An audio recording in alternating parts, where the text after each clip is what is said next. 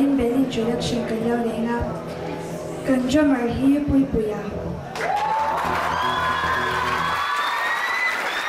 chuan keyboardist hi Samuela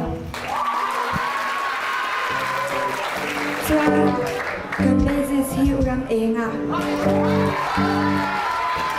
kan guitarist hi Botswana chuan ke hi Ruthi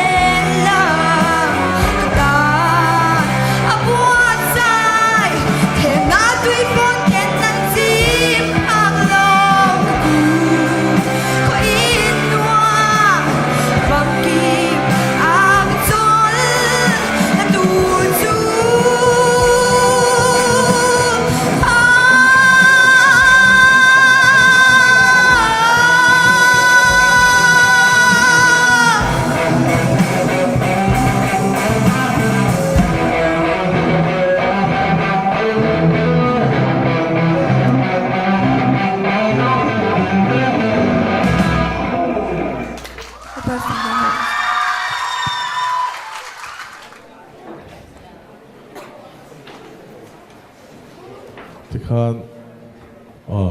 เราเลยดิ้งสีละอาทิตย์ละข้ากันเช็คกันตลอดดูทุกสาวเมมข้ากันเที่ยว่าโซนข้าอีไดเรกอันนี้เบล่ะดูเลยข้าจูนักกินอัตบอาตพวกคนติดชัดงั้นในคอร์ปอเรชั่นจะต่อหัวมั้งสักชัดเลยชิมแต่พวกเขาละเริ่มตัวเราไงละอันนี้ด่านตัวเราข้าอันนี้เชี่ยเราเดาอินกันเชียกิตร์ข้าข้าจำฟังไอ้เรื่องตัวเราที่นอนฟังจะเล่ไปอ่ะจำมาร์กันปุ่งตัวนี้กันเชียเราบุ้มเข้าไปเป็นสมเวล่ะเวลาขัดซากนารีต่อพวกเขาสักซากนารีต่อพวกเขาเป็นชลุตุเป็นเบสิสเลยบุคลิกสเตปอัชาอินไลน์น้องมานี่โน้ตจอยสเตปเบสิสพอจะครบไหมที่มาจากสุขาก็ใส่เทนี่เสกเชียนได้คอมเมนต์ดูอันนี้กันดึงครับไม่คิดกันเป็นไงอินเทียมแล้วไหมอินเทียมมันตุกลัดจนคีย์บอร์ดิสต์เบสิสต์ดรัมเมอร์อินเทียมเวกันวอคาลิสต์ก็ใจเทียมก็ติลุตุกันใจเซลตัวรินก็ดูครบไหมจนกีตาร์พอค่ะอัดเทียมครบไหมมาเซตอนข้าน่ะเจอตลอดนี่อัดเจงตลอดว่าข้าลาข้าจนเจงข้าง่ายไงเสียข้างก็ติงไงวันนี้เจนโลชันเขาจู่เจ้าจู่กระดูทุสามโลนะอันเจงเซจนนั้นปุ๋ยโดนลุตุกอินเทียมลุตุก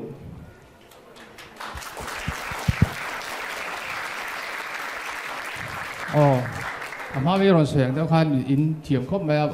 จุดที่รู้ลินดูว่าอินเพลย์อินมิวสิกเพลย์ข้าร่อนฮอตเสียอินจักซุ่มได้ไหมมาว่าที่ร่อนเฮ้ยช่วงช่างอันบักแล้วว่าจะมาเพลย์ก็จะข้าเฮ้ยช่วงบางไม่แล้วว่ามาเสียร่อนเพลย์สุดฤทธิ์ครบไหมอามีมัลตินปอนอินเพลย์ช้า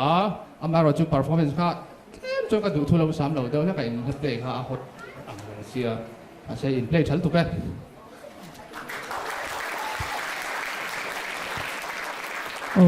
ตุลายะเบนินัน cover นะสัตเอ็มไหมลาฮาร์เดอไม่อินรอนทังอินลาอินรอนทันค่ะข้ามีกันกับกันเพลย์เทียนีติอินรินโตกนะอินในขาเราปุยกติอัศวางินรำลุนเพลย์โรลเดริโมยละมากันพบักฮีเองเลยอินกัสยาอินติชัลลุตุเกเป็น introduction กันแล้วเนี่ยกันดรัมเมอร์ฮีรอดกิมานยา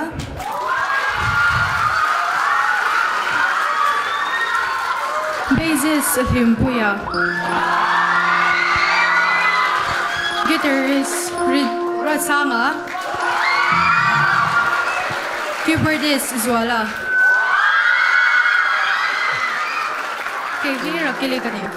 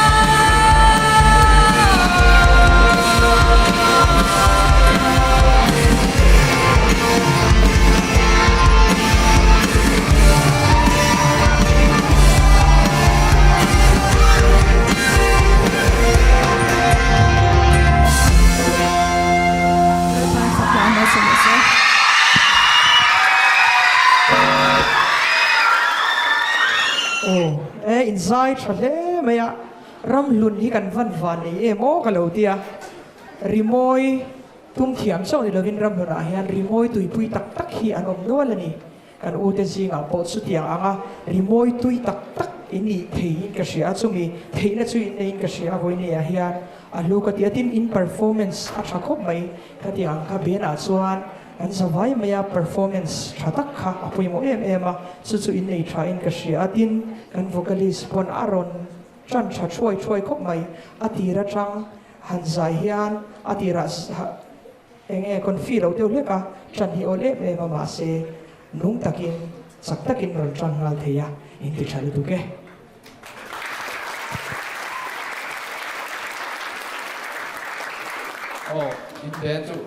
invest moi tang khan in lung ruột để sẽ khóc mẹ cái bà cả in music cái tay trả cho nên à tổ pha à đồ cái ra bà hay à break down cho nó xem ha à bà chú chỉ là u thành nó bảo xem ha cái tiếng cái rong cẩn đâu đấy à đuôi in là bù lô cái tiếng cái đấy ha à hay à trả lúc thầu in play thật tụi bay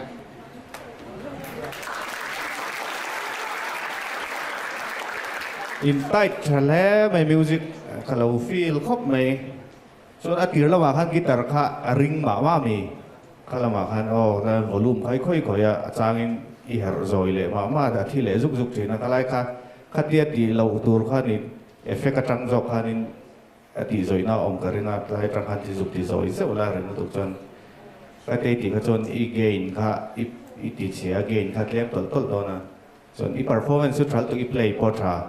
chon kalai te kha fu bak lo lai chu ni ma abak chu thu no nai ron lut chho khat a khat thatal to music kha anal khop mai drama kha chun tur nei tho ka a vot tho ka so mi dang portra keyboardist po to anal khop mai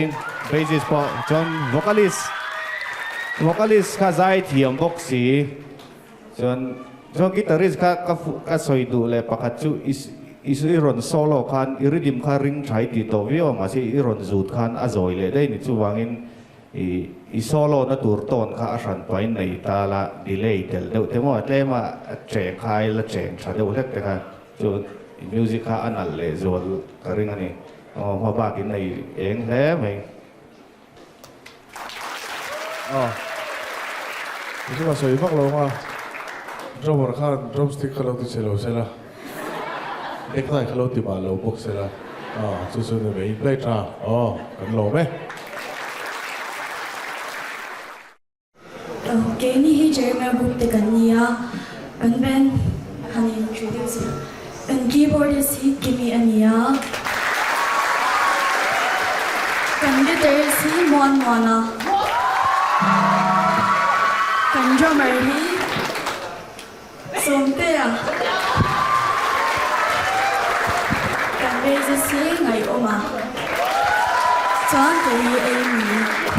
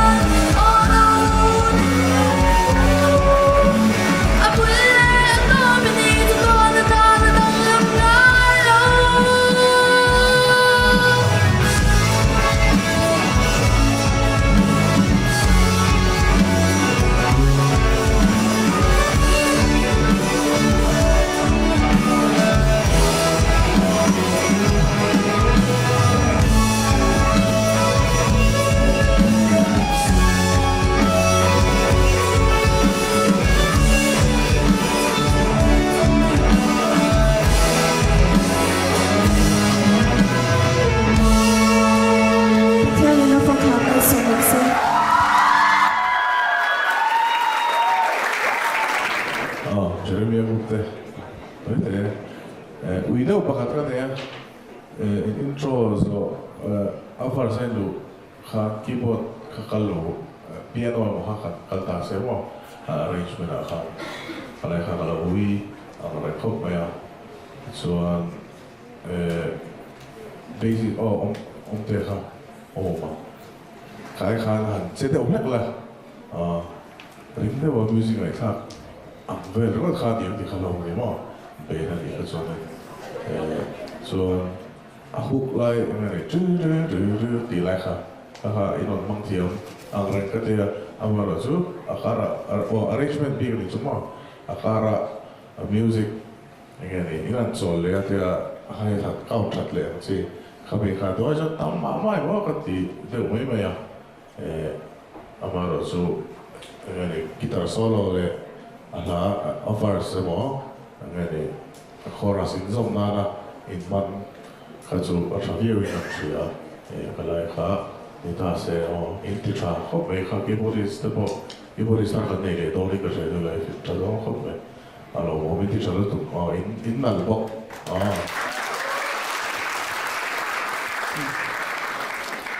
Kailan chuan Jeremia group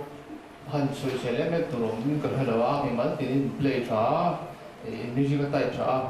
mà sẽ lẽ mà hay stop lại tôi lắc cái chỗ ông bên trong cái情况嘛，他就 competition 呢係 competition 啊嘛，就做站，但係我哋全啱買落咗 in play 出咗。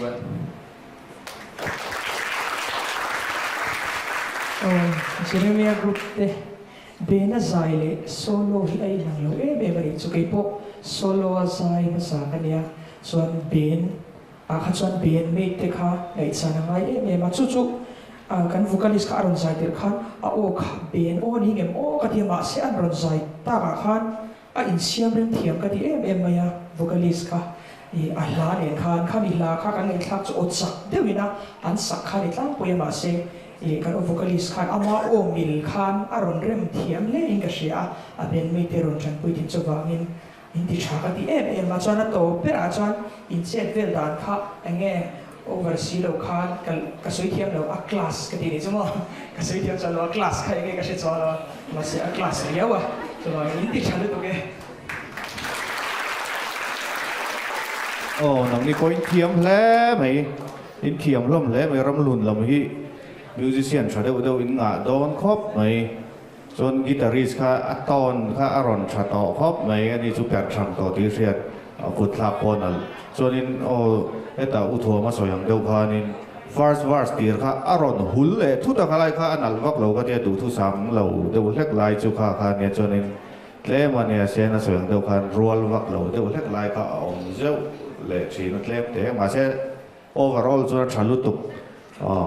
in thiam keyboard spot thiam aron metal khop mai Jeremia group te kan lo me Kini hi Daniela group kania. Kan keyboard si Van Masoma. Kan drummer Armala. Kan bassist Elisa. Kan guitarist Twadbor. Elathana. Suanin kan rhythm guitarist hi Moy Moy ni.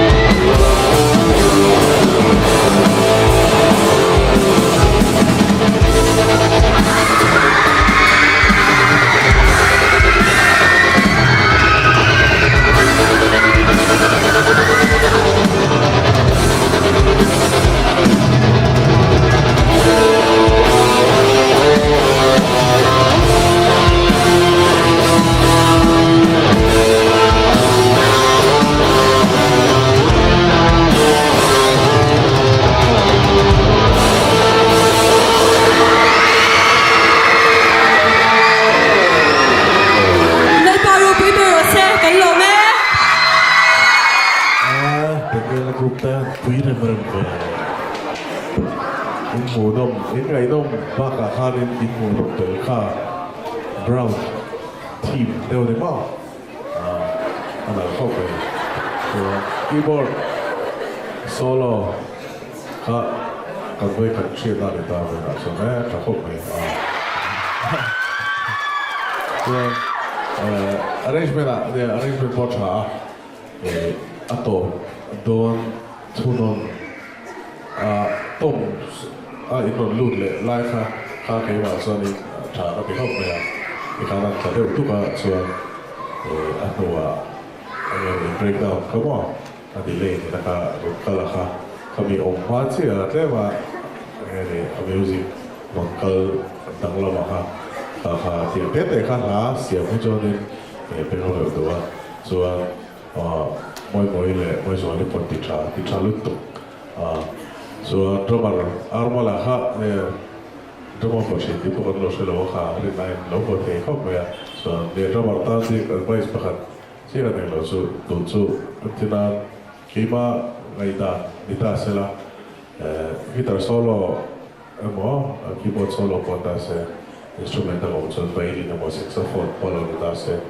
ขัดถึงอังไลส่วนนี้คีย์มานี่ใช้หุ่นขันเราตานี่จมูกอิน่ากันใช้หุ่นขันเราตากีตาริสต์คีย์บอร์ดิสต์สปอตไลท์เป็กหุ่นขันเนี่ยมิวสิกเนี่ยเรื่องนั้นแต่พอให้เราขลังarrangement นี่นะอาศัยวิวอันนี้เราส่วนนี้เราโรลนั่นเสียระบบสิค่ะ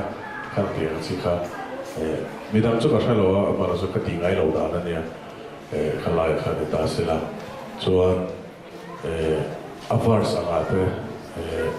ไอ้หมออัตุนนพอมันตาเสฟิลข้าจับโรลกันที่ไม่ขโมยขมีอะข้าfirst chorus อินเตอร์ส่วน second chorus เนี่ยละไอ้อันเจ๊เสละขลายอะข้าขมีอะข้ามีทั้งเนี่ยละการโรลนี่เราก็ส่วนที่ไม่arrangement นะเทเลนีโลก็ส่วนนี้คีมาส่วนไอ้ก็ที่โอเวอร์โหลดสุดท้ายส่วนอะไรส่วนกันส่วนข้าจำไม่บอกไอ้ที่กันใช่เลยว่าที่เขาไปที่เอลิซาบอกนู่นอ่ะเห็นชอบไปหาพวกนัดไม่เป็นส่วนโลข้าเรียนไม่มันที่ชาลุตุกก็เราไม่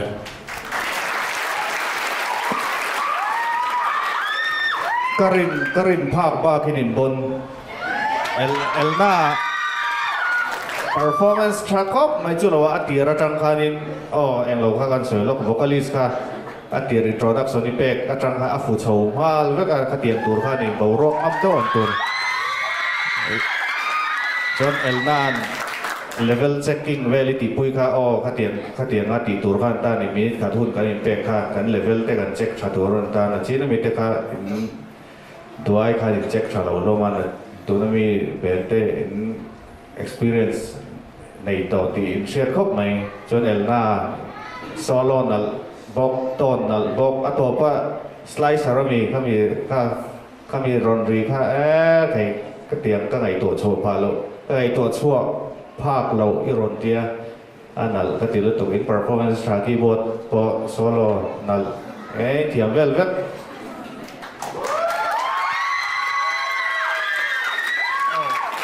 ก็มีผู้บาร์ตลอดเสียงทั้งนั้นอินเตอร์ฟอร์แมนซ์ชักครบไหมจวนนี้สเตจแชร์ตั้งแต่เดี๋ยวพี่แม่ที่เราชักกันค่ะอารมณ์ perform ตัวสมมติว่า performance อะไรคุยเบรมจวนนี้จอมอารมณ์พี่กันสวยเลยจนวันที่น่ะผู้ชมให้ตลอดสวยต่อเท่าว่าพอชักครบไหมมาเสร็จนี่มีรอนลูเอ็งพอดีตายชักตั้งที่ที่นั่นโต๊ะพี่ก็เสียพันก็พันจีผ้าเอาไปเลยจะถุยละข้าพเจ้าจะเดียร์พูดโอ้บางทีนะผมเป็นเจ้าถิ่นนะครับจะจูมาใช้ที่บนชั้นตุกเนี่ยจวนนี้โอ้บารอจวนนี้ที่ชั้นตุกกัน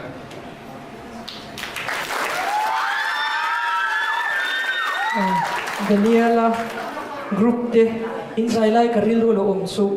rimoy hian tui pui tu mamoni rimoy hian tui pui tu mamo chu tui na le phur na chu kan tlero te hen kan moi ka sia vo in ye perform song te aro pui ka in ron sever shem ka in han thau ma lo va maya chulai chu ke po in performance boruak in ron ken telani ben shok shang hen boruak ken an nei china nang ni po in ben boruak in ron ken chale maya chulai chu tha ka tia chuan vocalist kha kalau chi ka o niam hi har ka ti chinia ke o zai sang sang kan ma se kan vocalist ka so o niam a po kha o thale maya tin azai a po passion nen an ti a lung tak tak zai na kha umin ka sia khalai kha ka ri lo o ma chuan to peratan in len hun zel a po ka ri lo chu in thiam si a Kohhran thì nghĩ zonga rimoi hi tute lo turani Kohhran shereng hi rimoi in thiam na in lo mang zel do nia bu sak na kan la ka cheu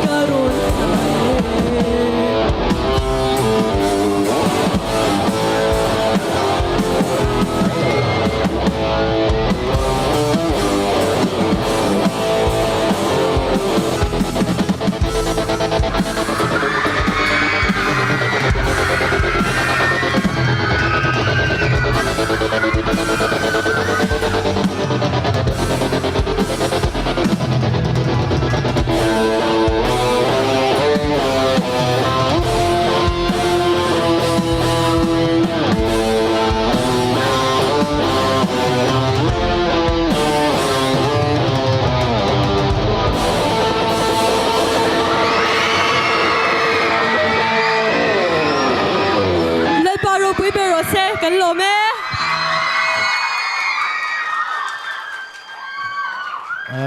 Daniela group tan pui rem ve in mu nom in ngai nom baka khan in mu nom tel kha brown team deu ni mo anal khop mai so keyboard solo kha kan voi khat thriat na ni ta vai na chon tha khop mai so arrangement arrangement po tha atop don thunon tom inon lut le lai kha ke ma chuan in tha ka ti khop mai ti khanan tla deuh tuka chuan anuwa angani breakdown khamo delay ni na kha ron kala kha mi om ma chia tlema angani music ron kal danglama kha tiang te kha la siam he chuan in bengover duwa chuan moi le moi zoli pon ti tha lutuk chuan drummer armala kha ne drummer pochi ti pokon lo shelo kha ri nine lo bo thei khop me chuan ne drummer tan big advice pakhat si ka deng lo chu du chu untinan keima ngai dan nita sela guitar solo emo keyboard solo pon ta se instrument da gom chun violin emo saxophone polo nita se khanting angla hi chuan in keima ni shine hun khani lo ta ni drummer ina kan shine hun khani lo ta guitarist keyboardist spotlight kan pek khuna khani music angani rhythm heta noi lo khala arrangement ina azir view ani lo chuanin low roll nan chiama mong chi kha khang tiang chi kha midang chu ka thalo amara chu ka ti ngai lo dan ania khalai khani ta sela chuan avars angate emo athuno na palon ta se feel kha drum roll kan ti mai khamo khami kha first chorus itel chon in second chorus nena ain ang che sela khalaya kha khami kha midang nena in kal roll ani lo kha chon in ti meang arrangement a la telani lo kha chon in keima chuan ngai ka ti overload thin ta chulai chu kan soi kha drum mi vongai ti kan sawi lo bo thei khop me tin eliza po nuwa nget tha khop me kha bu ngat me a persual lo kha rinom me mani ti thalo tuk kalo me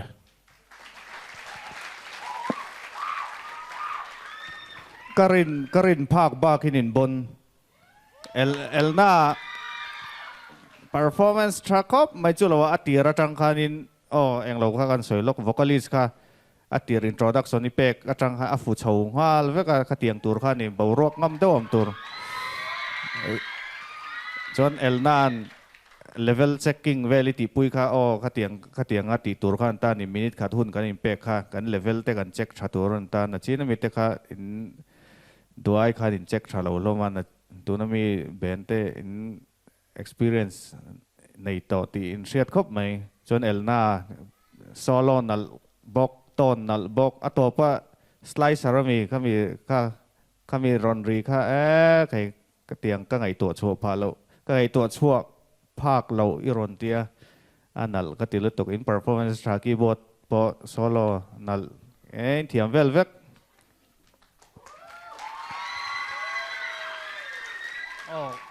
kamawi umaro taron seng deu han in performance tra khop me chuanin stage hai ron tan nei deu mi me ti ra chang khan ha aron perform to jong chuanin performance chu ala pui bera chuanin drummer biga khan kan soi ve jongwan china puthum han ron soi to thawa avo tha khop mai ma se le min ron lu engmani tlai that tang chi hei china stop ka seng deu khan mo khan chi kha aom be le zo thina amaro chini phur over hen om ve deu thina ka chu ma se I vo thalu tu kan ya chuanin overall chuanin in ti thalu tu ka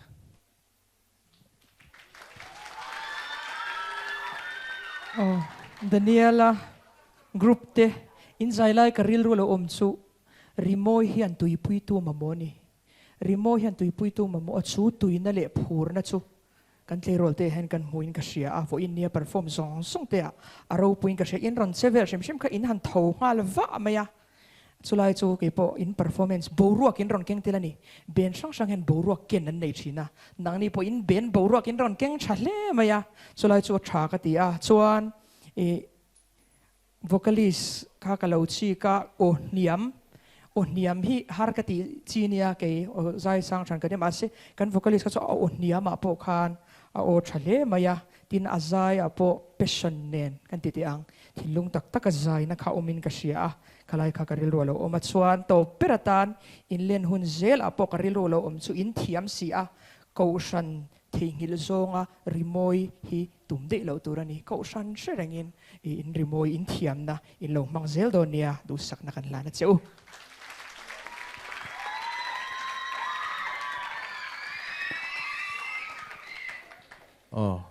Tichin kha ania kan try to te kha kuta kan lan let tong e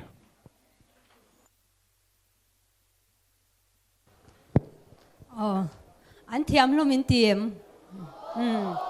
an thiam hlom veka I voina musician te zai thiam ni lo I lo in thu point om me thea